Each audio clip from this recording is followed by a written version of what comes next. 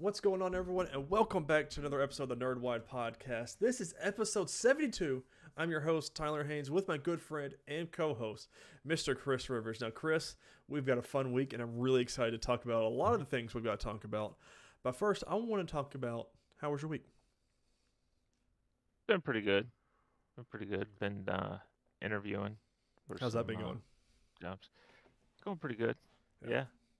Yeah, I got always, to follow always up fun. on one of them this next week. So, Oh, that's exciting then. yeah, Yeah, oh, we'll good see. stuff. I love it. We'll see. Hopefully, yeah, hopefully it's exciting. Yeah. Let's put it that way. Oh, man. What about your week? How have you been doing? It's been good and it's been crazy. I have watched all two seasons of The Boys this week, prepping Hmm. up for season three. And I mean, it was Memorial Day week as well, so it was a short work week and I was busy, but I also didn't Hmm. have that day to watch The Boys, so it kind of crammed it all in real fast. We went to a brew at the zoo here in Nashville. Never been. It's my first time doing that, and that was different. I was expecting to see a lot more animals than I did, but I don't know what I was expecting at Yeah. nighttime. So, but beer was Well, good. I mean, I think it's nice that they let the animals drink every now and Yeah, again. I mean that's It's just something to record, makes them loopy, yeah, nothing crazy. yeah. But other than that, it's been a pretty chill week. Can't really complain so much. But they Cool. don't care about our weeks, Chris. They care about what we think They about these don't? TV shows and movies we talk about. Oh, So, quick housekeeping. Don't forget to subscribe to either our YouTube or podcasting services of your choice. If you enjoy the show, make sure you leave us a thumbs up on YouTube or give us a good rating for podcasting apps. If you don't enjoy what you see or hear, make sure you leave us a comment down below and let us know how we can improve this show. uh-huh. If you want to do more, you can always go to patreon.com/nerdwide. 3 different tiers at 3 different prices. A couple little goodies that you go there for each different tier if you want to do that, and it would be much appreciated. But Chris, let's talk about it. I've already said I've been watching The Boys this week. I've Hmm. also we started Stranger Things this weekend as well.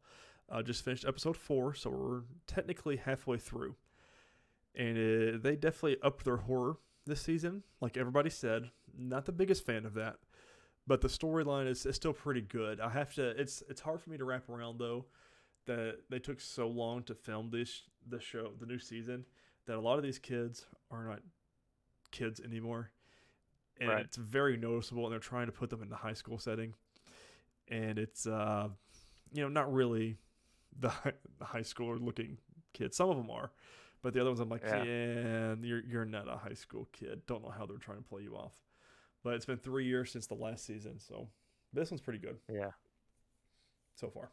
Yeah, I'm looking forward to watching it. I'm probably gonna go back like you did with the boys and I binge wish the I did, first three seasons. um, Yeah. but I watched The Boys instead, and so here we are. Because I mean, less episodes and not a lot more fun, if you will, for me at this point in my life. Right. Blood and guts everywhere is a lot more fun.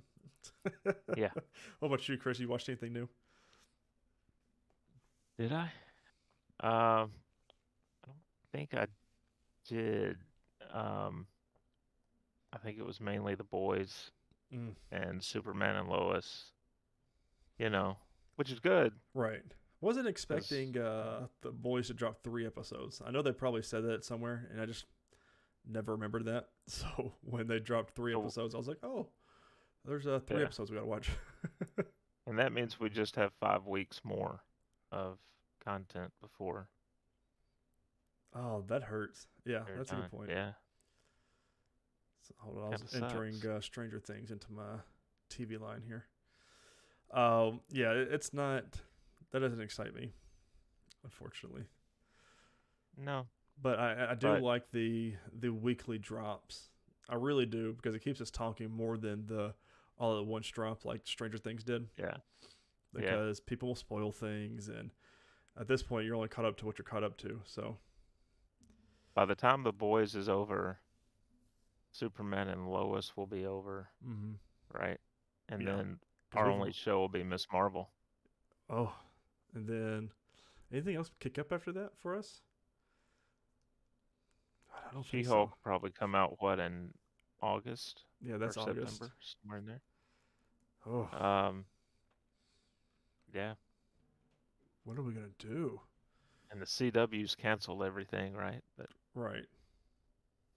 Yeah, Speaking of that, we have more cancellations, or at least a cancellation coming up about that. But let's get on a lighter note here. Superman and Lois, season 2, episode 12, finally after another month-long hiatus, is back. This one's titled "The Lies That Bind," and this takes place directly after episode 11 ended, which I was glad that they did that. They did throw some tropes in here I am not okay with, and I know we talked about it the last time we talked about the episode of her just being irrationally angry about things. She addresses some of it, but then not really. We'll go into it and we'll talk about it when we get there. We're going back to Nerds and Beyond by Haley for this one as well. Upon returning to school, members of the football team pick on Jonathan, asking him if he's going to get it. The baseball season canceled too. John asks them if they think baseball, football, or even high school matters. The world is going to end as they know it, and there's nothing they can do about it. Before John can continue on his tirade, Jordan and Natalie pull him away. Funny. Just complete meltdown. I mean, yeah. But isn't that what we all come to the realization of after high school? Is that none of it really mattered. Right. It's like none of it at all. Everything that seems life-altering in high school is just not once you become an adult. You're like, no, that was stupid. But they're a little bit on the opposite side of it, though. Well, a different side of it because, they're hitting or fighting the world, and all three of them. One's got superpowers, one's a tech genius, and the other one's just a football star that's getting blamed for everything. That took the blame. And he even said it. He said, "I could have ratted you out," and they're like, "It doesn't help it. Our football season's canceled." I'm like, "All right, guys, come on, you're just high schoolers." But what I really liked about this trio that we had for the whole episode, it felt so much like Smallville, and I loved every bit of it. And we even got a Smallville reference in this episode. I don't know if you caught on to it. Yes, I'm going to get to it here in a minute. Visiting Bizarro John in his cell, Clark wants to give him a chance to fix his wrongs. He believes he's a good kid who just made bad choices, so he enlists his help to stop Allie. John says not only is the pendant nearly impossible to destroy, but Allie will also merge with the people of their Earth no matter what happens. I thought it was a little weird scene just to say, hey, the pendant is indestructible kind of thing. Didn't really... I know he was trying to save his son from that world, but other than that, it's kind of like a throwaway scene to me. But to each their own. Yeah, looking back on it after the episode ended, it was very much that same feeling for me. Like, why was that necessary? It didn't really need to be there. No. And the big meat and butter of this episode, Lana shows up at the Kent residence and takes her feelings out on Lois. She's not mad at Clark for keeping it secret from her. She's mad at Lois. They didn't have to become friends, but Lois sought her out and has been keeping Clark's secret. To her, nothing about their friendship is real. While Lois may not feel that way, that's how Lana feels. Lois goes into the office intending to apologize to her. She knows it's going to take a lot to win her back her trust, but she wants to start right now. She not only gives her the go-ahead to decide if she tells her family or not, she also tells her about Jordan's powers. So this is the big meat and butter of this episode, is the whole Lana storyline.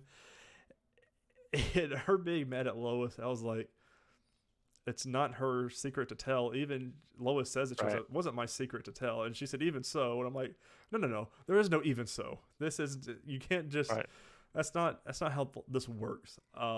This is one of the tropes I was talking about. She said she wasn't mad at Clark, but then she gets mad at her. And I'm just like, not really. You got to play her one way or the other. Yeah, and she just wanted to take it out. And I'm like, And then, but what I thought was really cool that they didn't really give us a Smallville episode, but they gave us little brief flashbacks of her life and her putting things together, even from the past 2 seasons. And I thought that was very well done. It wasn't they could have easily done a whole drawn out the past episode of that wreck that happened, things like that. I'm glad they didn't. Well, I would be okay with watching it, but I don't, as far as the scenes and seasons go, I don't think it'd flow really that well. But in one of the tirades, go ahead. I did like that when she says something at the very beginning of the show to Clark about, why didn't you come back for me? And he says, I did, but you were with Kyle. Right. And it shows the scene that we got from a previous episode where he comes back and she's with him, and so And he she gets just mad about goes that. about his business. She says, "You Yeah, obviously didn't love me like, enough." I'm like, "You were engaged. What did you want him well, to obviously, do?" obviously she didn't love Kyle very Gosh, much, right? Because she would have thrown him aside for Clark in a right, minute. made no sense here. So, but like she was like, "It makes sense why you left." She goes, "You're figuring out yourself," and Superman was born.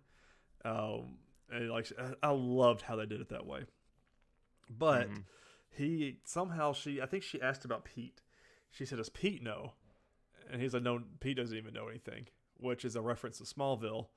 And I thought that was a really cool throw in line that if you hadn't watched Smallville, you're not even gonna know who Pete is, because I mean he Hmm. has not been the show whatsoever. No. Let's see. Did they get to that? No, they don't talk about this at the end. Let me see. No. So at the end of this episode, they go to the garage. They talk to Lana, and they said, "We just have a clean break. We shouldn't even be friends anymore. We shouldn't talk anymore because it's too hard for me to lie to my kids." I'm like, what do you mean hard to lie to your kids? I mean, it's easy. You don't tell that your best friend is Superman. Right. It's not that hard. Well, but here's the other thing, right? Because she knows about Jordan, Right. and she knows that Sarah's only real issue with Jordan was that he wasn't putting her first. Mm-hmm. Shouldn't you explain that as a parent? Like, hey, I really do do thought we were going do to get what that you this want episode. with this. Right. Do what you want with this, but here's what's going on with him. Yeah.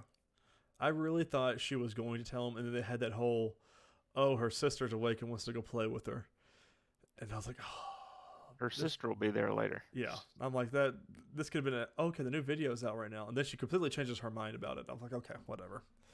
Mm. But so they said they're gonna have a clean break. They're not even gonna talk to him because it's gonna be too hard, and so they broke up. I was like, okay, whatever. I mean, Lana's about to So die, so. I wonder if we get a Jordan Sarah scene where he lets slip that her mom knows Mm-hmm. something Big and antitrust thing going on there. She goes to her dad, and that's who I really want to know. I really want Kyle to know more than yeah. anybody, and I've said it more than once on the show. I want him to know, and I was like, yes, we're finally getting there. But no, we're not. I think it's gonna be a trope we're gonna use for a long while. And Kyle, who plays Eric Valdez, he looked good this episode. The beard and the rugged look Hmm. he had going on, really enjoyed it. Uh, Um, do you think it comes out where maybe he's around and somebody can tell that Lana's being secretive about something to do with Clark, that's what I and thought they he were doing this he episode. he picks up on it, Yeah. and he's like, "Oh, so," and then she has to tell him. Right. And I hope, oh God, I hope that's what happens. I just want him to know. I want to see his reaction to everything because he is a local hero himself, and I feel like he'd be a great asset. They'll eventually kill him off after he knows, but he'll sacrifice himself. But I just want him to know at this point. Hmm. Getting back to everything, Natalie shows the twins her suit that's not currently able to be used because it needs some repairs. Once it's ready, though, she thinks John will need it a bit more as it can stop any non-consensual merging. Hilarious line they threw in there. She said, "I think you can use this a lot Non-consensual more, merge. especially for that non-consensual merging going on." And I was like, "That's so funny." I laughed out loud at that part. Clark is not the one. Is not the only one that needs to be convinced. Lois is. So Clark brings Tal over. Let's see, Tal's amends. Clark is not the one that needs to be convinced. Lois is. So Clark brings him over to their home to make amends. Tal admits he saw Lois as an obstacle he had to overcome, but he's realized that and he's apologizing. He promised not to hurt anyone she loves ever again. Again, they made a point to hang on to that for a little bit. He says, "I Hmm. promise not to hurt anyone you love ever again." And I'm like, mm-hmm. John Henry and Sam are convinced about the plan to use Tal to combine powers with Clark and destroy the pendant. Lois is sick of the bickering and tells them to figure it out before storming out. And then when she storms out, she wants to go talk to Lois. Hmm. Uh, Allie's emerged. Superman and Tal are hard at work attempting to destroy the pendant. Allie shows up and begins siphoning both of their powers. With what they have left, they eventually destroy the pendant. Meanwhile, John Henry makes sure Allie can't interrupt this time by hitting her with his hammer. As she flies off for a bit, Bizarro, Lana, and Allie devise a plan. This is back in Bizarro World. Allie visits Bizarro Tal, who tells her she's no savior and that he should have listened to his brother. The merge, it will not work. Allie siphons the last of Tal's power, eventually killing him. So, I have a question. Okay. On Bizarro World, they don't get power from a yellow sun, they get it from a red sun. Correct. So in theory, the longer that they stay on our planet, the weaker they should get. Right. I wonder if Allie is immune to that now that she merged with That's herself what I'm from this thinking, world. because she merged with our Allie. And I think that's how... It offsets. Yeah. But if Lana comes through, Bizarro Lana, she's not merged yet. So she's going to hit the yellow sun and be weaker. But at the same time, when we see Allie in this episode on what would be our world, don't we only see her at night? Well, yeah, it was in the nighttime / volcano area. Right. So it's different. See, I don't know, because she's also doing like this weird flashing in and out kind of effect that had going on with her. Mm-hmm. So I was very curious about what that is, because like it's almost like she's here but not here. And so I don't really know what that's about, and I'm sure we'll get answers to that, but it was a weird effect, I think. But yeah, similar to an effect we got in The Boys at an orphanage, but we'll talk about that. We'll talk about that in a minute. I'm glad it's back. I thought it was a strong episode, and I'm ready to... I know it's because of the 2-month-long hiatuses we've already had, but I'm just ready for the story to kind of wrap up, because I'm tired of talking about Bizarro stuff. I'm like, I'm ready for something new, and it's honestly a direct thing from the hiatuses we've constantly been taking, and I just don't like that CW does that. I know it can't be helped with COVID, but other shows do it, go on hiatus all the time. Do you think that next year we get Lex? See, I hope so. I would like that, but see, I don't know. I don't. My concerns are now: does Tal Rowe die? Does Kyle die this season? I think Tal Rowe will die, because he is and I made this realization today, or yesterday when we watched it. Tal Rowe is Loki. Like he is. They have made this character exactly like Loki. Like you love him, but you hate him. You love him, and he betrays you. He betrays you. I put in air quotes here. Disappears and does that whole kind of thing. But so we'll see what they do with him. I just have a feeling next year's the end of the show. Oh, you think so? With all these other cancellations? Yeah. I think it's going to be the end for the Flash. I think it'll be the end for this. Yeah. And from what I hear from people that have seen it, or seen bits of it, Gotham Knights is not going to be any good. I have heard it is going to be trash. Apparently there was a trailer that got leaked for a second. Even so, that the Gotham Knights video game came out on Twitter and made a statement. They said, we have no affiliation with the TV show, and we are our own project with no connections. And I said, oh wow. That's not good. No. Which needed to be said anyways, because how you can have a video game and then that show come out around the same time anyways. But I've heard the same thing, and that's concerning to me, because Gotham Knights could be really good. So yeah. Anyway. We'll see. I thought this was a good episode, though. Yeah, I thought it was, and I'm really excited to see kind of where we go from here. I don't like the whole Lana and Clark and Lois taking a break in air quotes, but I'm sure they'll come back together again for some point. Having Friends flashbacks. We were on a break. Which they were. Okay, that is on the record. They were on a break. So, all right, Chris, let's get into the meat and butter of this. The meat. I don't want to keep saying that today. let's get Meat into and butter. the meat and butter. Don't know why.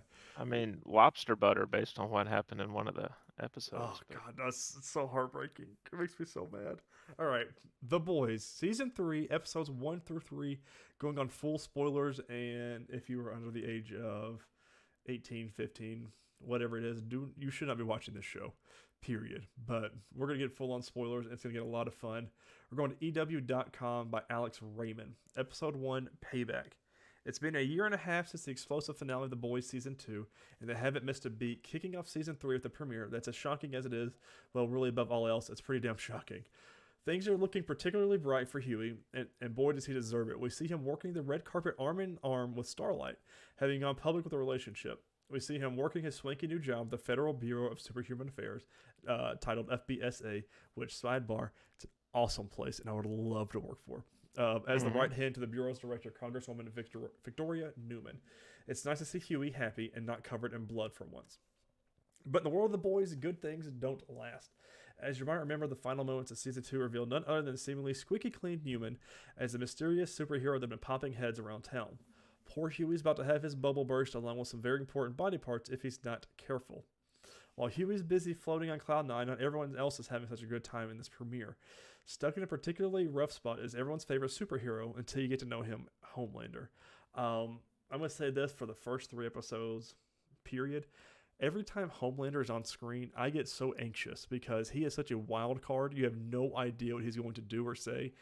And Anthony Starr plays him so well, it's unsettling. Like his smiles he does and his erratic looking eyes. I'm just like, this is The Boys, and I love it. And it goes for all 3 episodes, especially the 3rd one.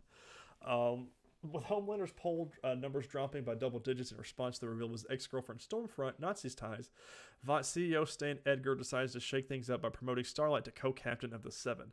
With a little convincing from Edgar, Starlight accepts the job, and Homelander's none too pleased with this arrangement. But it's not just Homelander's professional life that's in shambles. His ex-lover Stormfront is on death's door, resigned to a hospital bed, missing half her limbs and her face. Though it doesn't stop Homelander from taking a moment to get intimate with what's left of her. Dude. Dude, it was it was great. Like that was so crazy. I laughed when that happened, and she said something about the master race, and he said, "No, I can't," and just walks off. I loved it. It was so funny. Stinging Homelander the most is the fact that he's lost track of his son Ryan, who Billy Butcher and CIA agent Grace Mallory have stashed in a secure safe house. While Homelander's agonizing over his sinking poll numbers and his lost opportunity of fatherhood, Butcher's come to terms with his own role as a father to Ryan. It's quite heartwarming to watch Butcher play Connect 4 with his pseudo-adopted son, and it's a much-needed moment of humanization considering all the horrible things we've seen Butcher do. But Butcher is not just visiting Ryan for some daddy-son time. He's got business to take care of. After failing to arrest a superhero named Termite, and perhaps what's the most hilariously outlandish sequence thus far in all of The Boys, and that's saying something, Queen Maeve steps in with a potentially game-changing piece of intel. We have to talk about it. Yeah. The Termite scene. Termite scene. It was Ant-Man. So Termite is this world's Ant-Man. Yeah. And we first are introduced to him at a house party where he is shrunk, having relations with a Barbie in a dollhouse. Yeah. he pops up. We see a little too much of him as he's fully naked, and he goes into the other room with his boyfriend, where his God, I don't know what this. His boyfriend wants his urethra tickled. Is the best way I can describe this. So he gets down real short. Goes inside. It sneezes and blows up and explodes and rips his boyfriend to shred, which was hilarious. And, all that's left is about mid torso. Right. Frenchie goes, "Oh no." And then he gets small, starts going up Frenchie's pants leg, and they fight. Butcher sees this going on, gets a bag of cocaine, traps Termite in a bag of cocaine, and shakes it around a lot. It makes him OD on cocaine. Oh, and I miss this show, man. This show is so great. Queen Maeve steps in with a potentially game-changing piece of intel. By the way, I saw some things on Twitter about that scene, and everyone said, "Oh, so Ant-Man really could have ended Thanos' life, and we never would have worried about it, if you think about it." Yeah. So, I mean, same thing. Yeah, But that's why they put that scene in the show. yeah, yeah, that's why They said it was a Marvel kind there's of shout out. well, there's more of those as well. With the red carpet event was the hashtag botcot. I forgot what the character's name was. Um, but it was you guys are the ones that did this. They're making fun of the Snyder cut, and Mhm. I thought that they hit everything on the nose, and I love every single bit of it. Mhm. Before the Seven held court on the 99th floor of the Vought Tower, it was a group of superheroes named Payback who kept America safe, at least until their leader, Soldier Boy, who is played by Jensen Ackles, was killed in action. How exactly was Soldier Boy killed? Well, that's what Butcher will need to uncover if he wants a chance at killing Homelander and finally avenging his late wife. Back at the FBSA, a guy named Tony visits the office asking for Newman, insisting her real name isn't Victoria. But Nadia is suspicious. Huey follows him through the streets as Tony is confronted by Newman in a secluded back alley. Newman confirms the two were once friends, but things quickly get out of hand, and to keep Tony quiet, Newman, aka Nadia, blows him to smithereens, splattering blood all over Huey's new suit. Because what would an episode of The Boys be without Huey drenched in someone else's blood? So Homelander's losing his mind. Huey's fetching oat lattes for his mass murderer. Butcher's trapping evil superheroes in bags of cocaine. And he says, "Damn, I've missed this show." And that was your episode 1. And they have a little other observations on here. This is before watching the next 2 episodes, but this is really good. I find it hard to imagine the writing staff ever being able to stop the shock value that absolutely bonkers sequence of Termite. But hey, that's what I said when Butcher used a superpowered infant as a murder weapon in season 1. So, next one is, as excited I am for the rest of season 3, the thing I'm really itching to see is Vaught's newest blockbuster, The Dawn of the Seven. Let's just hope they don't dump it on Vought Plus. But with a cast like that, I'm betting on Day and Day at the very least. Also, when is the Deep's memoir Deeper hitting the shelves? And then Homelander fat shaming A-Train for indulging in a milkshake from Shake Shack was cruel and unusually funny, and also left me craving Shake Shack. That was like, it cracked me up because we saw A-Train the past 2 seasons talking about needing 30,000 calories to maintain his metabolism, and Homelander keeps poking him in the stomach, calling him fat and everything. So he begins to wait, senior. It's something that continuously goes through these episodes as well. And I'm just like, Homelander is such just a jerk, and I absolutely love every bit of it. But he's kind of right in that he points out he's like, yeah, you needed 30,000 calories a day when you were running all the time, Right, but you're not. right, and it's So, oh, it's gonna come into further down the line, but but but what about because season one's where we got the footage of Dawn of the Seven and Charlize Theron. oh, I forgot about that too. Yeah, Yeah, I'm surprised he didn't mention it in his recap that he was doing. yeah, Because she's in that scene she's taking Stormfront. Stormfront place. She's playing Stormfront. She's had a year. I'm telling you right now, Yeah, Charlize Theron is having a year. yeah, I can't. God, but I'm with you, like, really. Amazon has done so much great things with this show. Like they've got Vought channels on Twitter, like it's like a Disney Plus kind of content, and like they keep putting on interviews and like original content on that Twitter page. And I'm Yeah, like, this is more than a show to these people, and that's what I think is what makes this show excellent, because they've had like all year long leading up to season 3, they've had like their own little CNN type Vought channel and hmm bring up news. It's really cool and really well done. Speaking of also really well done, episode 2, The Only Man in the Sky. In this episode, the boys, it's Homelander's birthday. Well, at least it's the day the marketing team selected for his birthday. This is a brutal one. yeah, Regardless, Homelander's thrilled to celebrate his greatness and to do, as he puts it, whatever the hell I want. But this year, things are changing, so when he tries pressuring Starlight into singing a super demeaning Marilyn Monroe-inspired rendition of Happy Birthday on national TV, Starlight refuses and Stan Edgar backs her up. The days of Homelander doing whatever the hell he wants seems to be over, and naturally he's not too happy about it. But as Edgar tells him, it's your birthday, you can cry if you want to.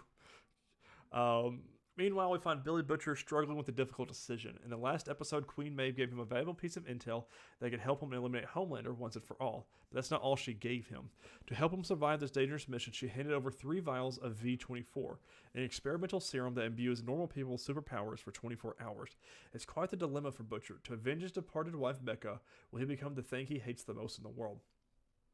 For now, Butcher can't bring himself to take this serum. Instead, he sends Frenchie and Kimiko to the super-themed amusement park at Votland, which looked awesome, to investigate the Soldier Boy business. The mission puts them head-to-head with Soldier Boy's ex-partner, a superhero named Crimson Countess, played by Laurie Holden. But the Countess is none too forthcoming in a disagreement, and her trailer turns into a full-on superhero battle between her and Kimiko in the middle of Votland, ending with the Countess accidentally murdering a guy in a Homelander suit. Not a great omen for his B-Day. I thought that was Yeah, so funny. well, when it first happened, I thought it was just like a cartoon-looking statue. Yeah, standee or something like that. Yeah. And I was like, "Oh, wow, she took that out." And then you notice, "Oh, wait, there's blood splatter There's on blood and everybody." guts everywhere, and everyone's And screaming. then when they leave that scene, they cut to a shot of the head of the Yeah. statue or the costume, and you see a real person's head Yep. inside with like the jaw and What a everything. what a show, man! What a delightful show we're watching here. With with Crimson Countess in the win, Butcher decides to pursue another one of Soldier Boy's old allies, a superhero named Gunpowder, played by Sean Patrick Flannery. Finding Gunpowder at a gun show that reads more chilling than a comedic given recent events, Butcher presses a soup for information on Soldier Boy's death, but Gunpowder won't buckle. Instead, Gunpowder tries to murder Butcher in the parking lot after the convention and nearly succeeds. Butcher's at rock bottom. He's trying to do things by the book to no avail. It's in this moment of despair that he gets a call from Huey, who finally tells him the truth about Newman. Not only is Newman the head popper they've been hunting, Huey has learned that she's also the adopted daughter of Stan Edgar. This is what blew my mind. Okay, not pun intended there. But we knew Newman was the soup from season 2 that's been killing people. Mm-hmm. But I did not see her being the adopted kid of Stan Edgar. Like, that came out of nowhere for me. And I was like, oh, Well, this makes sense now. she's not officially adopted Right. because he tells her in the flashback to the orphanage, "I can't actually adopt you, Right. But, I mean, but dude, you're going to come stay with me." I didn't see that happening, especially since how much they're at odds with each other. Mm-hmm. It's like, it's telling that, I mean, the Butcher, they said in this article, this recap, that he's done everything by the books, but nothing's working. Huey says the same thing, and I'm pretty sure it's in this episode. It's very much kind of a call out to the politicians too. Right. That publicly we see these folks arguing, but Mhm. behind the scenes They're bestest of they're friends. all working. Yeah. Yeah, they're working together. God, that's it. Chris, that's exactly what it is, and it's disgusting. Oh, it's so bad. Let's see. Huey, it seems, has accepted they'll never take down Vought by playing by the rules. Wow, it's like a proofreading here. Butcher was right. They've got to be as ruthless and corrupt as the superheroes Vought employs if they want to succeed. Inspired and reinvigorated by Huey's turn, Butcher decides to pay another visit to Gunpowder, who greets him with a barrage of bullets. But this time, bullets simply bounce off of Butcher's chest and fall to the ground, well, because Butcher's taken a dose of V24. After a superpowered Butcher serves Gunpowder with a brutal beatdown, he finally gets a piece of information on Soldier Boy. Years ago, Soldier Boy's super squad Payback was in Nicaragua on a joint mission with the CIA. It's there that Soldier Boy was killed, though Gunpowder has no idea how it happened. But there's one person who might know, and that's Payback's CIA handler and Butcher's mentor, Grace Mallory. With that intel in hand, Butcher has a chance to let Gunpowder walk free, but with the combination of V24 and blind rage flowing through his veins, it can't stop himself, and he beats Gunpowder to death. But that's not all he does. He also lasers his brain and head just half clean off. And I mean, just right down diagonally down his head, and it just slides off and squishes. I was like, this show is wonderful, and I absolutely love it. Yeah. What's interesting about that though too, he's gotten the same powers as Homelander. Yep. So I wonder if something he does will come back to bite Homelander. Right. Because whoever found that body, especially if Vought was called in, they'd probably look at it and go, why did Homelander kill him? Right, because he beat him. You get there's signs of getting beat down, and there's the whole laser eyes that went through the whole parking garage. Yeah, And I thought, cut the car in half and everything. yeah, I thought he was going to kill somebody with his laser eyes, and that was going to be a big plot point we use. But luckily, that Well, we know if he didn't. So, I think that's part of why we get a scene that we get later. I think hmm, in episode 3 with Ryan. yeah, So good call. Back in the world of Vought, there's a bunch of superpowered shenanigans going on. Homelander's birthday save is interrupted by the news that Stormfront has died by suicide. He's so traumatized that instead of saving the woman he's arrived to rescue, she's staying on top of a rooftop about to end her life. He encourages her and threatens her into jumping. And she does. And I was like, how are you going to come back from this one? Because he says, you just my birthday, I do one person a day save. That's my big birthday save, and you're it. And then Stormfront Stormfront bites her own tongue and makes herself bleed out and kills herself, allegedly. did, And did, did she just bleed out or did she swallow the tongue and, I don't know. like It could have been both, but suffocate on it maybe? Or yeah, because there was blood on the sheets and everything that Homelander's laying on, which is he's so just running his fingers through yeah, the, just dude, the blood stain. this show, man. Later at Homelander's birthday celebration, Starlight wishes her best friend a happy birthday and touts Homelander's generous dollar donation to her new charity, Starlight House. But instead of clapping and smiling, Homelander grabs his mic. Again, this is one of those scenes he's so unsettling. Like, you never know what he's going to do. Yeah. Homelander grabs the mic and absolutely loses his shit. He's done playing nice, he says. Done following the rules, apologizing, hiding who he truly is. Done pretending he's anything other than a literal god among men.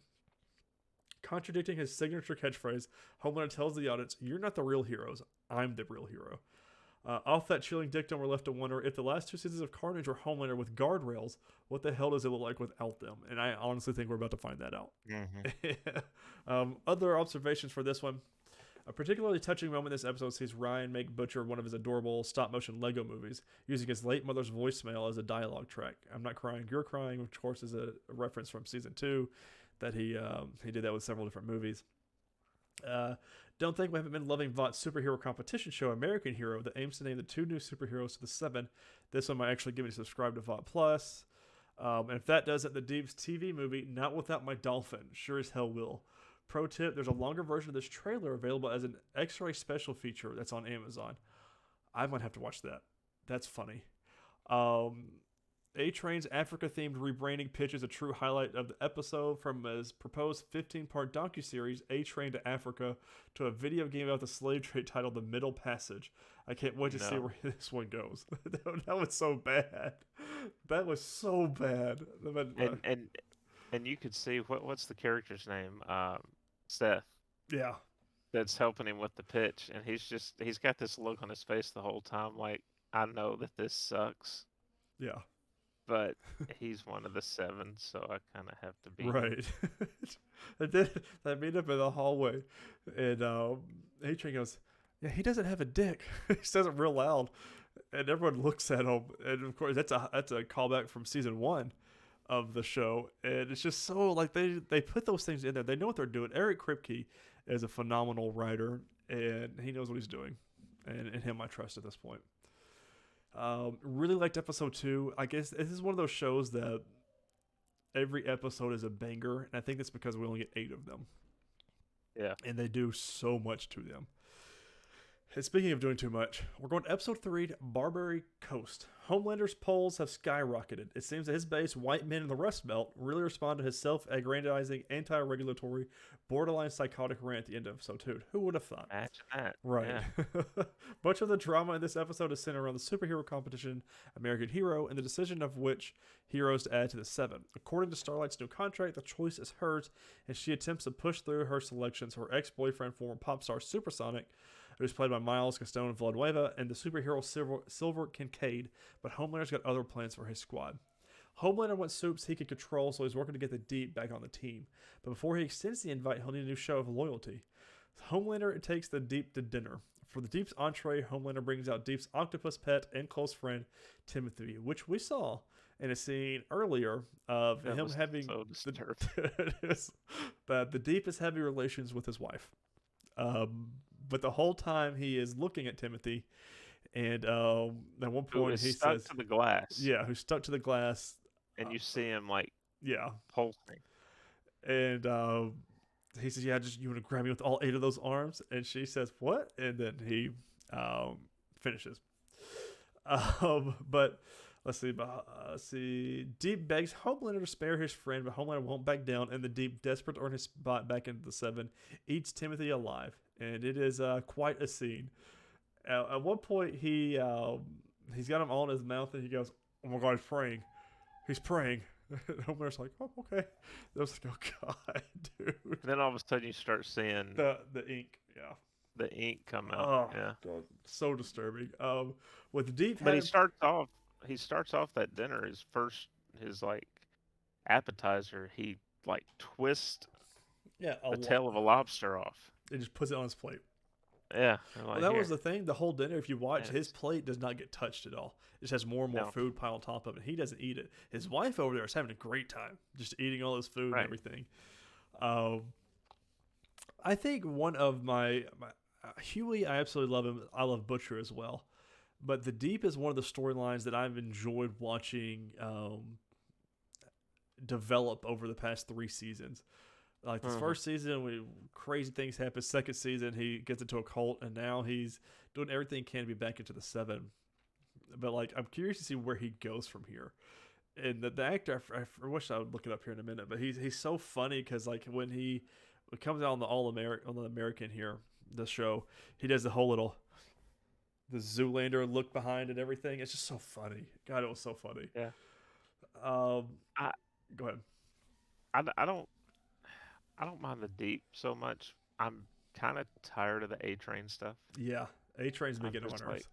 yeah, I'm just like A Train can go. Yeah, Like just you know, it's not the actor, it's the character. yeah. It's I just feel like we've come full circle with him, and I think we're about to find him. I don't know, like seeing him with him saving Starlight and getting the Stormfront documents on Stormfront to Huey and Starlight in the car. I thought was really good in season 2. And then yeah. this one, they take pictures together on the red carpet, and he says, "Could you even thought of us? Here we are now." And I was Mhm. like, it's something new, but I agree. We've dealt with his heart condition for a while now, and I feel like that's going to be something more we see coming forward. But I really don't know where else you go from him as a character. And to me, I feel like his storyline's pretty much done. Yeah. Um, with Deep having proven his loyalty, Homelander pitches his readmittance to Starlight, who is understandably horrified. Way back in the pilot, Deep sexually assaulted Starlight, so the idea of working side by side with him was an absolute no-go. Starlight asserts her newfound authority over Homelander, but he will not back down. So she pulls out the big guns and threatens to release the recovered video of Flight 37, which, as you remember, shows Homelander refusing to save a young girl from the hijacked airplane that later crashed into the ocean. Historically, this threat has proven effective in controlling Homelander, but no more. Release the video, Homelander insists. He'll lose everything, sure, but then he'll have nothing to lose. Homelander paints a grim picture of what will happen if he's pushed into a corner. The White House, Pentagon, New York City, all gone. Utterly terrified, Starlight relents and accepts his proposal. She'll allow the Deep to rejoin the Seven along with Supersonic. But now Yeah, Starlight... his point is um as much as I love to be loved, Mm-hmm.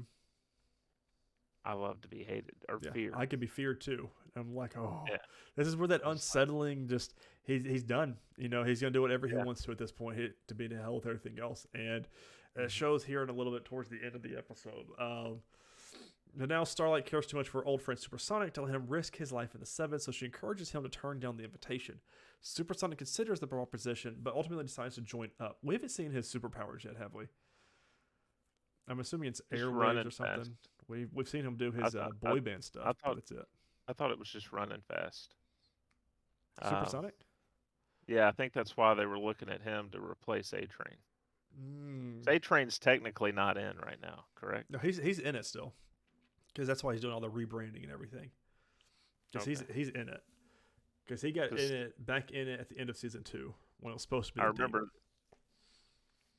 yeah, I kept thinking about the scene that they had him, that big dialogue that he shot for the movie where he was leaving and going away. Yeah.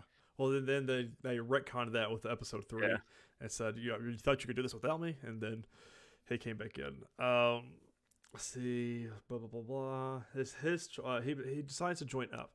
His choice isn't driven by ego or ambition. Supersonic truly cares about Starlight, and if she's in danger, he's gonna have her back. And so the love triangle between Huey, Starlight, and Supersonic heats up in a big way. I really hope we don't get that whole trope that they've already kind of established. Of Yeah. you're spending too much time with him. I'm jealous now. Oh, I'm gonna leave you because you're too jealous. I hope we don't ever get to that point. I don't think Kripke will do that, but I've been wrong before. Well, especially with what's coming up. Yeah. Huey, however, is unaware of this encroaching romantic threat as he's busy back with Butcher and the boys, including Mother's Milk, who's back in the ring after a few episodes of daddy-daughter time, pressing CIA agent Grace Mallory for insight into the cause of Soldier Boy's death. Mallory regales the squad with the tales of her time in Nicaragua, peddling cocaine to minority communities to help the CIA fund America's war with Russia. Their operation was going swimmingly, moral quandaries aside, until the superhero squad Payback showed up and drew the attention of Russian-backed forces in the area. In the ensuing firefight, Mallory's entire team was killed, along with Soldier Boy. Mallory doesn't have any intel on the weapon the Russians forces used to kill Soldier Boy, but Butcher knows someone who might. While Homelander facilitated forced cannibalism of sorts, and Mallory admitted to her role in destroying impoverished African American communities, Frenchie was dealing with the problem of his own. It seems his on and again, off again flame, Cherie, stole some drugs from a very powerful Russian mobster named Little Nina. Naturally, Little Nina wants Cherie dead, and she wants Frenchie's help to do it. Frenchie's unwilling to give Cherie up, but when the Soldier Boy investigation starts pointing to Russia, Butcher sees a synergetic opportunity. However, Butcher's story in this episode is not at all butterflies and rainbows. In the climax of the prior episode, he injected himself with V24 in order to take on gunpowder. But now he's struggling to control those powers, locking himself in the bathroom for extended periods of time to avoid accidentally laser-eyeing his team to death. None of the boys seem acutely aware of Butcher's condition, but Ryan's superpowers give him a hint of Butcher's altered state. Butcher is desperate to keep Ryan safe, and he decides to do that by leaving and never coming back. This upsets Ryan, who's grown attached to Butcher and doesn't want him to go. In classic Butcher fashion, he makes a bold move to push Ryan away for good, but not by opening up about his feelings, by telling Ryan that he can't stand to look at the monster who killed his wife. Horrifying. I mean, not horrifying. It was emotionally damaging, if you will. You understand it, though. I mean, he never liked soups. And then this kid is not only a soup, he's conceived because Homelander raped his wife. Right. And now he's trying to basically follow through on a promise he made her by spending time around the kid. Right. It'd be a really weird situation to begin with. They painted like everything was going well. Like he even bought Connect 4 and was playing with them and hanging out, and they seemed like got really close over the year and a half, which is much different than he was at the end of season 2. And that's what I really like. But he took off the St. Christopher necklace, threw it on the ground, and said, "I hate you, and I never want to see you again," to Butcher. And I was like, oh, if you only knew why he's doing what he's doing right now, which it will come back later on. I mean, Mallory even said, you know what, you're just like your dad. I told you at one point you're nothing like him, but I was wrong. You were exactly like him. And I was like, oh, this is not good here. No, not at all. But I mean, you have a feeling that's one thing that'll work out. Yeah. And he'll come to understand why he pushed him away. Oh, I hope so. I hope he doesn't turn into like a mini Homelander after he finds him somehow. And he just, we'll see. It's a gut-wrenching emotional low point that's matched only by the climax of Homelander Starlight's conflict, as Homelander announces on air that he and Starlight are in love. And after a moment of shock, Starlight goes with a kissing Homelander to maintain her cover. So the boys are going to Russia. Butcher's probably pushed Ryan one step closer to becoming a sociopath like Homelander, who's growing more and more unhinged by the second. The world of the boys is in shambles, and I don't know what I'm going to do the next week of my life while I wait for episode 4. Observations for this one. As much as I love Huey and Starlight together, the writers have done a great job making me invested in the Supersonic Starlight relationship. I don't feel that, by the way. No. The possible ship names alone make it like a match made in heaven. Superstar? Come on. Good luck topping that, Hugh Light. That's great. Gotta call out Deep having sex with his wife while talking dirty to an octopus that he later eats alive, no less. This show was just wow. Ryan and Kimiko share a really sweet scene in this episode, bonding over the pain of having superpowers. It's as moving as it is disturbing to accompany Ryan on his arc from blissfully unaware, sweet young kid to troubled teenage soup. Nervous about where this one is headed. And the last one, Jensen Ackles as Soldier Boy is a delight, and it's fun to see him reunited with Kripke, creator of the Ackles starring Supernatural and now showrunner of The Boys. I did see an interview with Ackles and Kripke. Ackles was saying, I was never allowed to cuss on Supernatural. He says this one it's free for all, and he also said there were some things I really didn't want to do, but Kripke said, "No, you're going to do this," and so he did them. And they had a bunch of cast members on the couch with them, and someone said, "I goes, oh, if I say I don't want to do anything, they change it." And he says, "No, he doesn't get that treatment."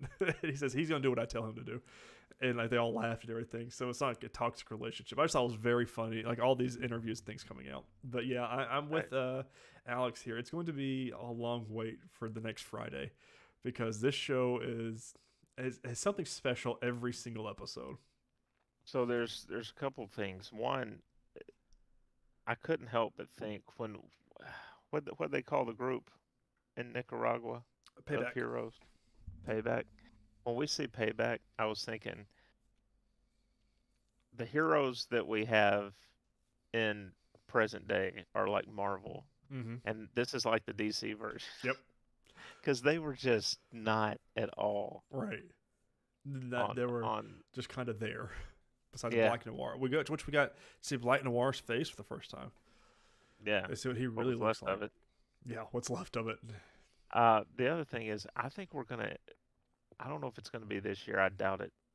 I think we're heading toward a killing of Homelander. Mm-hmm. I Like don't. actual. I know that's one of the storylines, but I Yeah, think we're actually nobody likes him. I think that's going to be the. Let's see if it doesn't happen at the end of this season. I can see it the finale of the whole show, like the series Yeah, finale. That's the end of it all. We took down Vaughn. Homelander's dead. Everything's hunky dory now. Superheroes are actually out there because saving the world. I think he does anything that he can to get under the Deep's skin. Mm-hmm. I think he's gonna let Deep catch he and Deep's wife Yep. I because can see that going. the only the only way that I think Timothy ends up on that plate is because she realized who he was talking to, Mm-hmm. and she told Homelander, and Homelander made it happen. Yeah, and she was way too happy that whole dinner, and Yeah, unnaturally happy. I she felt like. she even sends him the text to eat the octopus. Yeah, she said, "Eat that damn octopus." So, but the, I don't know. I don't know how I'm not a fan of the supersonic character. mm-mm. Especially the whole Starlight, Huey. I don't like those kind of Yeah, tropes. no, no. And then when you add the Homelander thing into it, then it's going to be. I kind of see him going with Huey knows it's an act Mm-hmm. between her and Homelander. So if he has a feeling something's going on at the office, so to speak, he's not going to think anything of it because he's like, well, she's got to pretend to be with Homelander. Mm-hmm. But then I see something happening with Supersonic and it being this whole thing. And it's going Yep. to be like, can you just not go down that Yeah, road? I hope they Just, don't. Like, I could see him and Supersonic teaming up as well. We both want what's best for Annie, kind of thing, and both try to be the hero. I thought it was not mentioned, but I thought it was very bold of Huey to just snap his arm with Kimiko, yeah, just to say, yeah. she's not gonna really believe that I'm sick, but she will now. I've got a broken arm. I'm like, okay. I mean, Yeah, Huey is back and he's smart. Like, and he's the same one we've known since season one that's methodically thinking out as well as Butcher, that the things that have to happen, and he breaks his arm. Hilarious. that was wild. Yeah. And of course, they showed it in natural boys fashion. I was like, ah, but it was good. Yeah. Good stuff. He's like he says on three and he gets to two and Right, she she just snaps it. snaps He's it. like, Yeah. ah, And then was it Frenchie or MM that said? No, it was MM. He said, "Snap it directly across." He said, "Less permanent damage." I said, yeah. "Oh, beautiful." I love it. I absolutely love that the boys are back, and it's funny You to know see them that in their whole office building now that they've got instead of this cellar somewhere. yeah. It's weird too because I mean that he doesn't have any powers obviously. Right. Huey doesn't. And snapping your arm like that, I mean, there's always the chance that the bone can sever. Yeah, D- pop through the skin. I mean, Yeah, hit I mean, permanent it nerve could, damage. yeah. just I he just mean, says, just go with no, it, just break it. I, I would have come up with something else. Yeah, I mean, a couple fingers maybe, not a whole arm.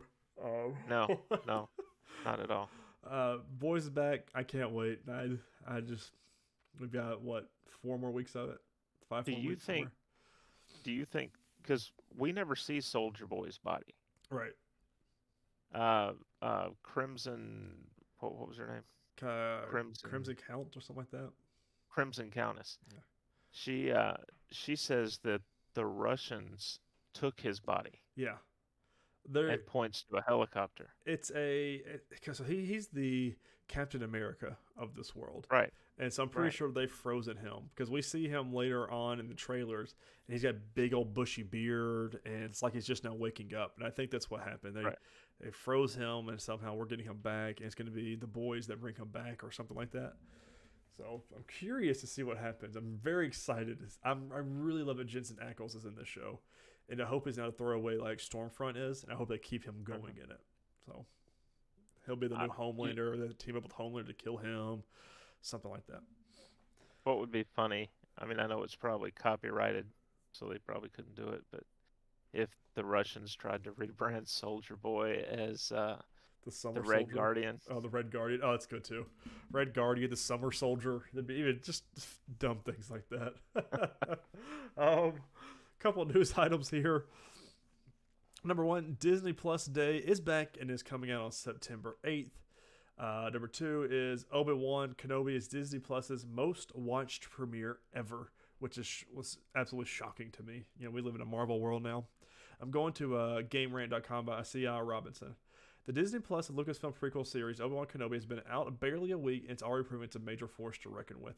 Not really any numbers here, but they did show the tweet that Star Wars tweeted out from the Twitter. It says, "Thank you to the best fans of the galaxy for making Obi-Wan Kenobi the most watched Disney Plus original series premiere globally to date, based on our streaming in an opening weekend." Um, it is to note, though, that Obi-Wan Kenobi did have a 2-hour premiere. A lot of other of our shows do not have 2 hours worth of episodes, so I don't know if that has anything to do with it. But I'm curious to see the numbers, honestly. But that's all yeah, that was said. No one's ever seen any numbers, so we'll see where that goes from here. Number three here, Legends of the Hidden Temple reboot canceled after season one. We hinted at this earlier. We're going to tvline.com by Rebecca Iannucci. The CW has lost more legends. Okay, that one hurt. Rebecca, we're going to talk about that one. The network's reboot of Legends of the Hidden Temple has been canceled after one season, TV Line has confirmed. Hidden Temple, over its 13 episode run, averaged not quite 300,000 total viewers and just a .1 demo rating, and that's with a live +7 playback factored in. Out of everything that CW aired this past TV season, it only drew a larger audience than Killer Camp in March. The season 1 finale, now serving as a series finale, aired on January 16th. January 16th, and we're just now getting confirmations that it's canceled? Huh.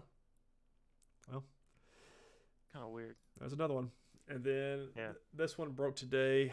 It is I Am Groot. Marvel Studios' original shorts start streaming on August 10th on Disney Plus, and there was a cute little picture of Groot looking like an old lamp with a little palm tree thing, but it's one of those little palm tree cement cellars you put in a car. And then releases this week. Wednesday, June 8th, Miss Marvel on Disney Plus. Of course, we'll be covering and talking about that one. And Friday, June 10th, Peaky Blinders, the final season, drops on Netflix. And if anybody spoils it for me, I will cut your eyeballs out. So that is all I've got for TV this week. With one of those pink Baskin Robbins spoons. Right, yeah, one of the small ones. Just letting you know. Yeah, dig at those. Um, on to movies. Now, I didn't watch anything except our main movie this week. Did you? Nope, I'm in the same boat. That's all I had time Okay. to watch with everything else I was watching this week. Yeah, yeah. I've been trying to get my sleep transition to a little bit earlier, Mm. so I, Try and get back on the day shift lifestyle. well, at least earlier night shift because some of the jobs I've applied to are still nights, but not as late. Yeah, So, that's a good thing then. uh, yeah. So we watched this week Now You See Me 2. We did part 1 last week, so if you want to hear our thoughts on that, check out last week's show. Um, Now You See Me 2, essentially, it has the same blueprint, Correct. right? You have these magic tricks that they're going to be doing at different times throughout the film. Except in this one, and we're going to talk spoilers Yep. because this came out 6 years ago. So if you Crazy to think don't want to about. hear the spoilers and you want to watch the movie, come back and listen to this discussion after you've checked out the film. But essentially, all of our main players are back, except Isla Fisher did not return.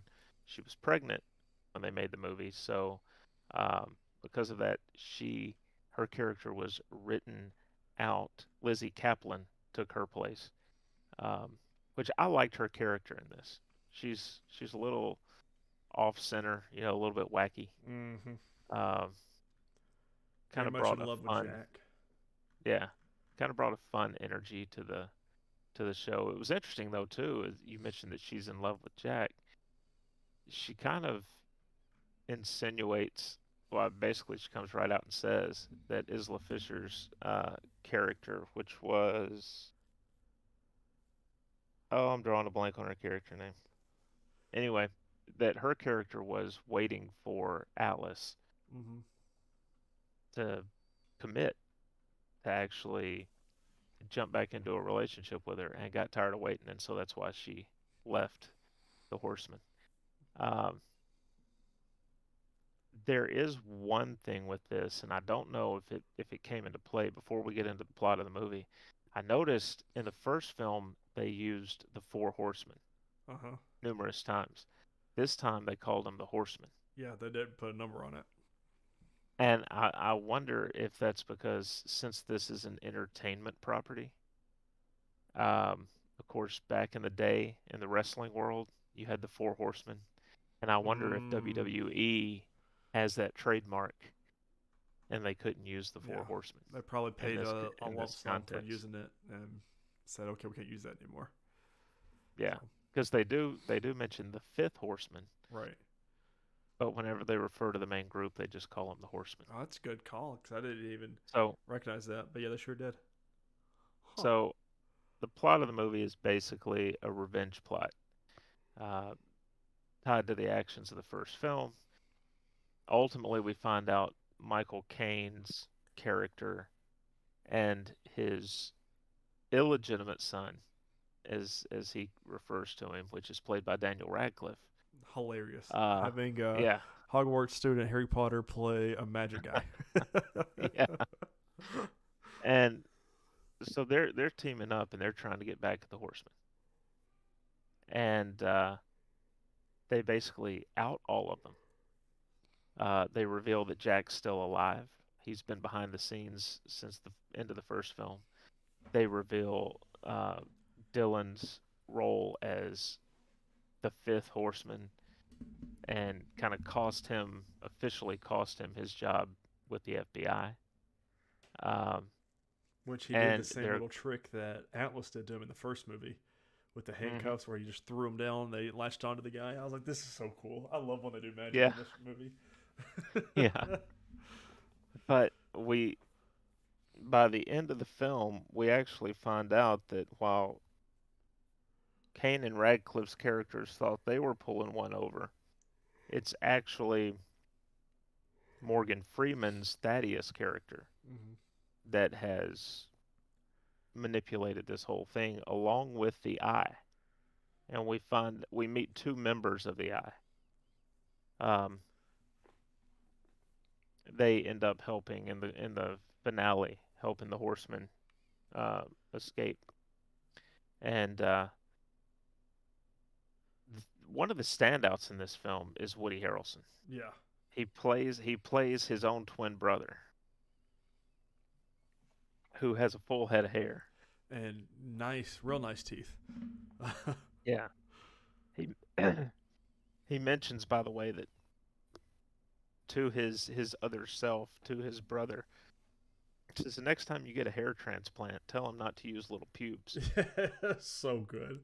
I love that. But that's essentially the overall plot of the movie.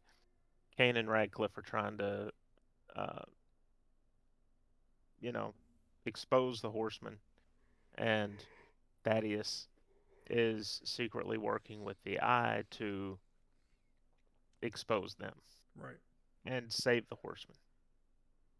I kept thinking we were going to get a reveal that Dylan's dad Yep. is basically still alive. The whole time. That's the thing I thought the whole time. I thought he's the Eye Yeah. because we keep getting references and all that. And I was like, he's the Flashbacks, Eye. callbacks. Yeah, but Yep. it turned out that Thaddeus and his dad were um, partners. Mm-hmm. Best friends. They delib they deliberately played off of one another publicly with Thaddeus as the skeptic. Which was such an amazing thing to do. Like, Yeah, they had me fooled the whole movie when it got revealed. Because I was like, that has something to do with something. That's it. Because he's gonna be in the third movie, or he was the whole movie. He was very mysterious. He disappeared that one time, and then it turns out was so. Did you take it that Morgan Freeman's character made the Eye, him and his dad, or was he just a part of it, like a big part of it? I I'm under the belief that the Eye is more ancient than that. Okay, because I took it when the movie ended that he was like they were both the leaders of it, his dad and Morgan Freeman, which honestly I think it's up for left for interpretation. But I'm with you because they talk about it being ancient and been around forever, so that makes sense that he's not the leader of it, or And he was the leader. He's the leader of it now. right, Okay, so that no, and that makes more sense. because when they go to the magic shop, or when they're first told they're going to Macau, Mm-hmm. Atlas says we'll do it. You know, because the oldest known magic shop is in Macau, and Right. so I think it's kind of it started there long ago. Did we ever find out who had the real chip, the real stick? Because they didn't have the real stick, but when they're on the plane, Daniel Radcliffe looks at it. He goes, "No, it's real." But we knew it wasn't real. So who had the real stick? Did we ever find that out? I'm trying to think. Because Let's that's how see. we. Who had the real stick? Um,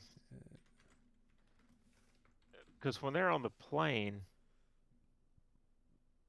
yeah, he reveals that it's the real one. Yeah. So basically, this stick, guys, is it's a USB stick, basically. Well, it's not even a USB, right? It's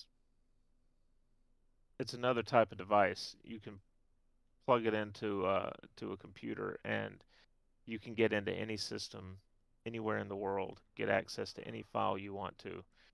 It overrides everything.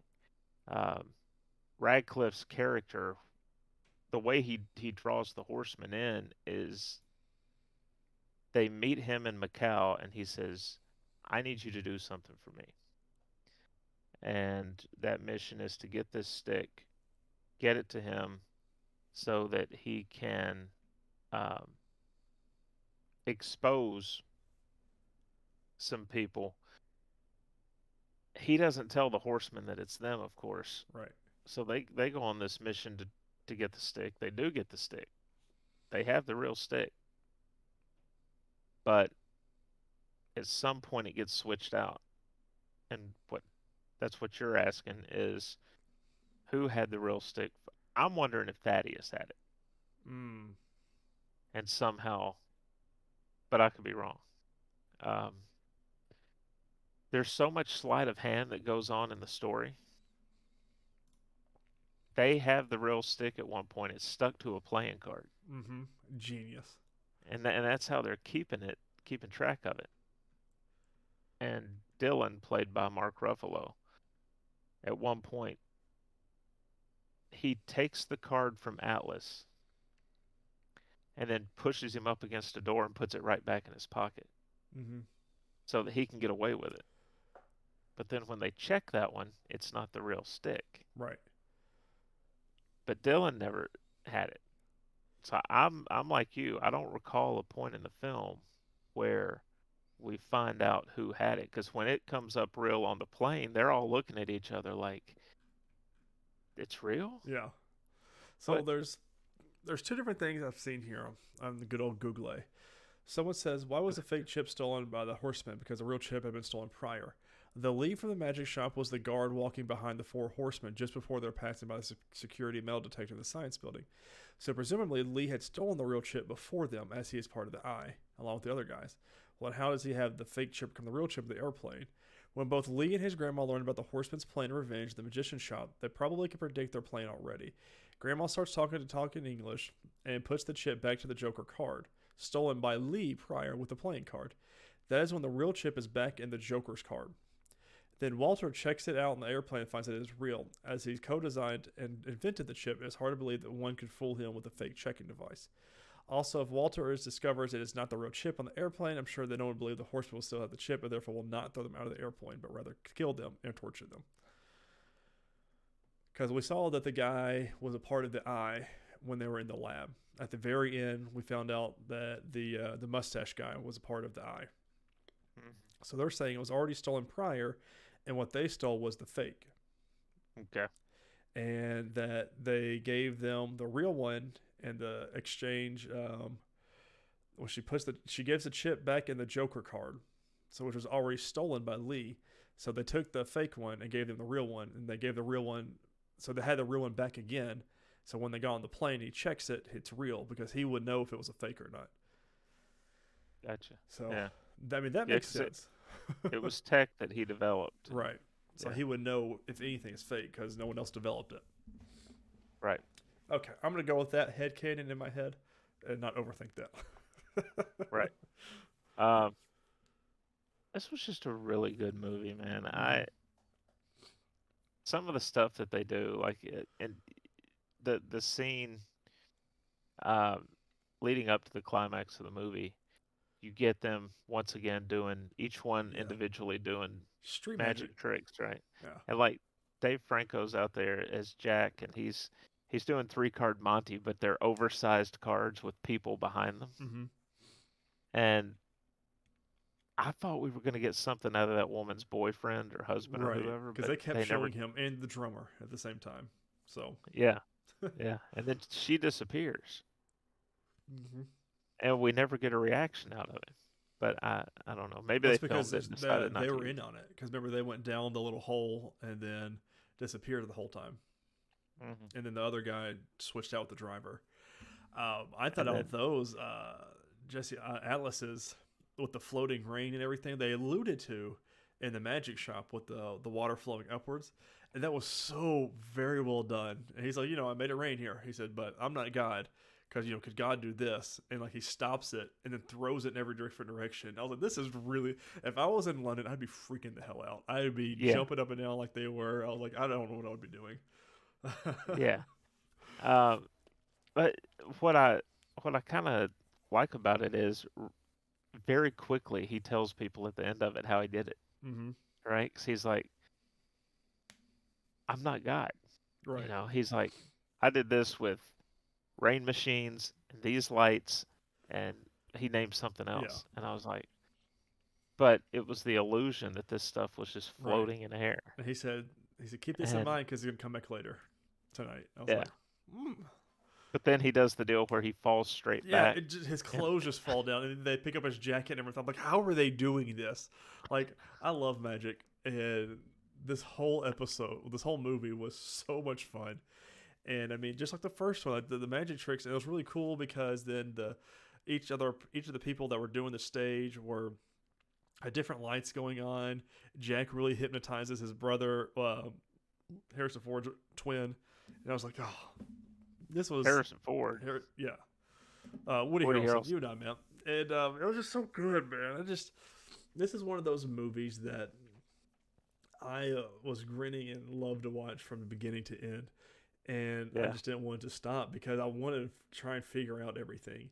And the big finale reveal, I was like, I caught on something was happening because when they got out of the car, all the lights were shining. I was like, okay. I kind of marked it up to they were looking at them because Michael Caine said the thing of get all these lights out of my eyes. But then they intentionally showed the black curtain thing being wheeled in front of the plane, and like just for a split second they showed it. I was like, something's going on here. But then they threw him out of the plane. I was like, okay, they never left the ground. I said they are. I said Chase McKinney, who's Woody Harrelson. I said is in on it somehow. So I don't know how, but he's in on it or had change of heart. Did not see him being hypnotized. Didn't see that coming. Yeah. Because I was like, obviously they can see him being pushed out of the plane, but they've had the whole black screens around and then make it look like you can't really see him not falling. So I was like, that was so like the writer and screenplay was done by Ed Solomon. And I'm like, yeah, dude, you're going to have to. He's supposed to do the third one again. And I'm just like, yeah, you're going to need to do this. And Johnny M. Chu is coming back as director. As far as Letterboxd, I gave this a 4.5 stars. Like I even put out on Twitter, I said, Now You See Me is a phenomenal movie, and I will not take any slander against it. So, what a movie. I gave it 3.5. I mean, I loved it. That's too low. 2 hours That's too and low, 9. Chris. Too low. 2 hours and 9 minutes, and it does not seem like a 2 hour and 9 minute movie. At all. And I thought an hour and a half or so had gone by. Yeah.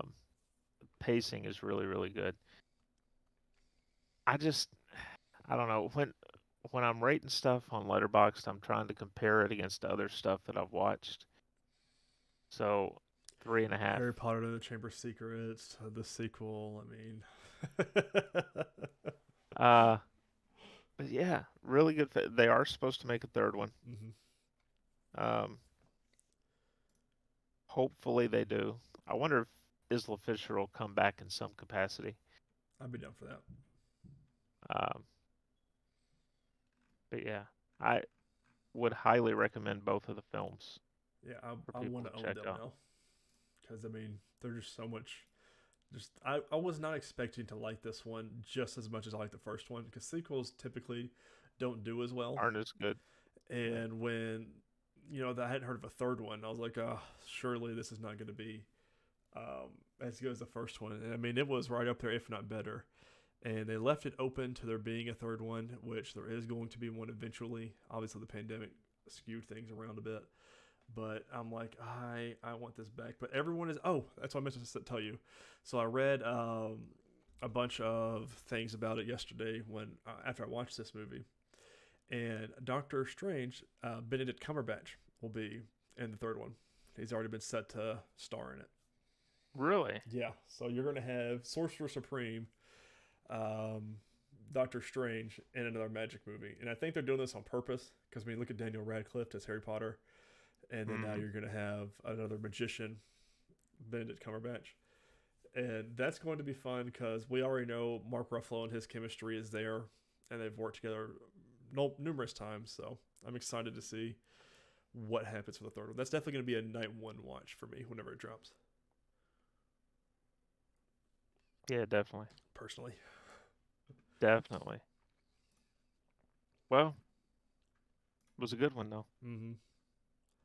Enjoyed it a lot. Next week we're not going to really review a new movie. We're going to go through our spoiler review for Doctor Strange and the Multiverse of Madness. I can't wait to talk about that one. I know a lot of people have probably already seen it. That's kind of the point. Mm-hmm. Putting off the discussion till now. You've probably seen a lot of other spoiler reviews, but we're going to give ours next week. Yeah, but you haven't seen ours. So. Right, or you haven't listened to it either. Right, either one. On to the news. We have from comicbook.com's Aaron Perrine. Sure. Aaron, give us a call. Let us know exactly how to pronounce it. Right. Morbius returns to theaters, though no one knows why, and bombs again at the box office. I don't know why they did this. Because it was a big really meme. Don't. It was a big internet meme. And that's how everyone did it. And so they put it back in theaters thinking, oh, okay. Oh, it's actually a real thing. But no. Morbius came back to theaters this weekend, and the box office returns are not great so far. Sony made the call to fly Jared Leto's Marvel Legend back into theaters, but it looks like the movie only grossed $85,000 on Friday. That's only Not on good, Bob. no, no, not at all. The projections have it pulling in 280,000 over the weekend, according to Forbes. Um, yeah, this is not. Mm-mm. It's also weird if you're going to put it back in theaters, wouldn't you have done it last weekend, Yeah. holiday weekend? Mm-hmm. Well, it's like it's the meme culture, man. The Sony saw all the memes and all the talk about it. So like, oh, but if I put it in theaters now, there's actually been people that watch it because that's what this is all about. People want to watch it. They love this movie. No, they were just memeing it because it was so bad. So, Yeah, yeah. It's poor Sony. Oh God. See, I don't feel like again, not to put the guy on a pedestal. I don't think Kevin Feige would have made that decision. no, no. This film would not have been the film it was anyways under Feige. No, So, no, not at all. Um, I wonder where this ranks on Michael Keaton's list of least successful films. Because mm, a lot of what he's done has been either a critical or box office success or both. mm-hmm. Flop. Flop. I, I We still just haven't seen it, or at least I haven't, and no, I'm waiting no for my streaming. yeah, I'm waiting for that and the steel book to come in just so I can watch it and see what's really going on. So, but it's not looking promising. No, no. I have a feeling it won't be quite as bad as people are making it out to be, Right. but it won't be great. No. That's Yeah, where I'm at. My expectations are low, but not as low as looks like everyone else is doing. So, yeah. Also in the news, from comicbook.com and some guy named Charlie Ridgely. I don't know who that one You is. know, yeah. Um, The Amazing Spider-Man leaps to #1 movie on Netflix. Finally, for the first time in quite a while, Marvel fans are able to watch Andrew Garfield's Spider-Man on a major streaming service. Ahead of Garfield's Marvel return in Spider-Man No Way Home last year, The Amazing Spider-Man and The Amazing Spider-Man 2 weren't readily available to stream without renting or purchasing. That changed Wednesday when the first of Garfield's Spider-Man outings was added to Netflix's fast streaming roster. Um, I'm going to go ahead because he puts it in here. The full rundown of Thursday's Netflix top 10 movies list. It's led by Spider-Man, Amazing Spider-Man, in #1. #2, The Disappearance at Clifton Hill. Um, #3, Anchorman, for some reason. No, #4, Senior Year, which I saw a trailer for. Does not look. no, it's um, nah, I don't know about that one. Yeah. 5, A Perfect Pairing. 6, Charlie and the Chocolate Factory. I'm sure that's due to Johnny Depp. Yeah. 7, um, RRR. Okay. 8, Jackass 4.5. I helped. You're welcome. 9, We Die Young. And 10, Home. There you go. So, Not a lot of standouts there, anyways. you know, some of the stuff there, it's like, okay, people are giving new stuff a shot. You kind of expect that. Like you said, Charlie and the Chocolate Factory. It could be because of Johnny Depp. It could also be because Timothy Chalamet is. Um, they're either still shooting or they've wrapped his Wonka movie that he's doing, Right. the prequel. So I even understand Amazing Spider-Man at #1 because we just got him in Doctor Strange Mm-hmm. and First it time on wasn't streaming. available. Mm-hmm. Right. why is Anchorman suddenly? And I- what is going on? Why are Why was a couple? what's that name all the way at the top? U.S. Marshal several weeks ago. Yeah, I mean, yeah. It we just we didn't randomly help. You know, we popped. didn't help it, but we watched. So We watched it because of that. right, and I mean, great movie. 'Cause- So I was like, yeah, when you start looking at these other movies, let's watch but it's those. just it's wild that these random movies just suddenly pop up, and Somewhere, I'm some like, algorithm somewhere is popping it for some reason. I don't, I don't, I don't get it. Um, so that's it for the news, but definitely come back next week, get our spoiler review for Doctor Strange in the Multiverse of Madness. Now, Tyler, Mm-hmm. um, let me actually double check. Oh yeah, we do have one release this week. It's a small film Mm-hmm. on June 10th in cinemas. Jurassic World Dominion. You part of a small franchise you Yeah, might have heard franchise that some say should have went extinct. of. uh, on the gaming, sir. Have you been playing anything fun, extraordinary, something, anything outside of our normal bubble? No, No. Same. no. I've Destiny has been my crux, but being so busy at work, I haven't really had time to branch out and play anything else. I'm pretty sure that's it that I've touched. No. I played Jedi Fallen Order again. Started it Oh, on okay. Xbox back where I left off last year. That's probably all play of it. Just I want to get that feel of it again, just because the news came out 2 weeks ago. But Yeah. other than that, that's all I've played. Um, News this week: PlayStation Plus monthly games for June have been announced, and this is a killer, Chris. God of War is the free game this Okay. month, which lets me know that God of War Ragnarok will be coming out this year.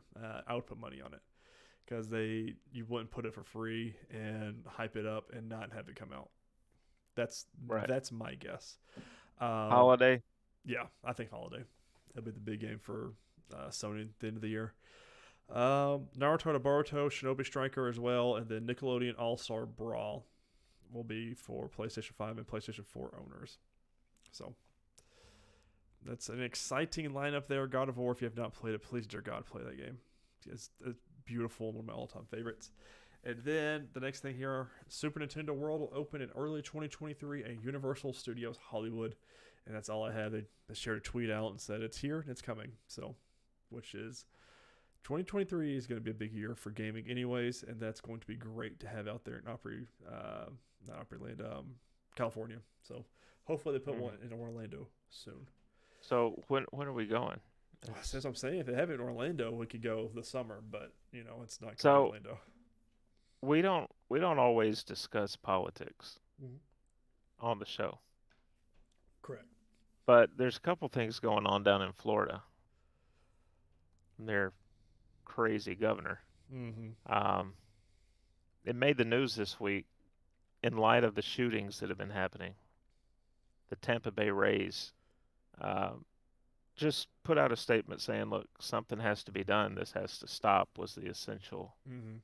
thing that they said, which I don't know how any human being could argue that. But It has to but there stop. are. So So DeSantis decides that Ron DeSantis is the Florida governor. He decides he's yanking state funding for Tampa Bay's practice facility of course that he they is. were going to have. That team's always been rumored to be on the move because they have bad attendance Mm-hmm. and stuff like that. So that might precipitate that. And of course, what made me bring it up is he's also been trying to Bigfoot Disney. Yeah, I heard about that.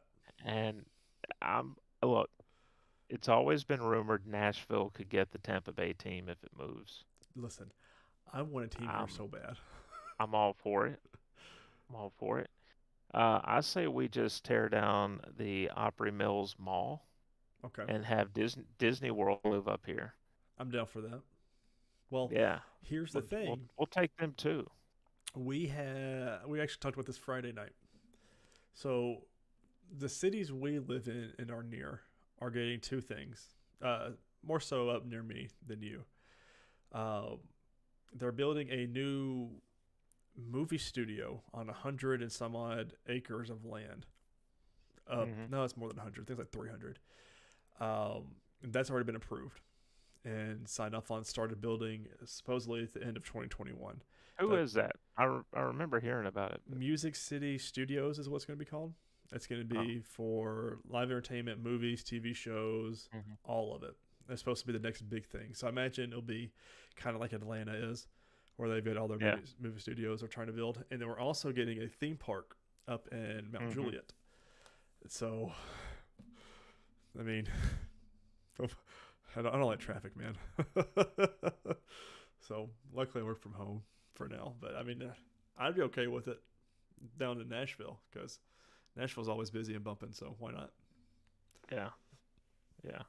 So, maybe we can be some extras on some things. You might see us in the future. That's all I'm saying.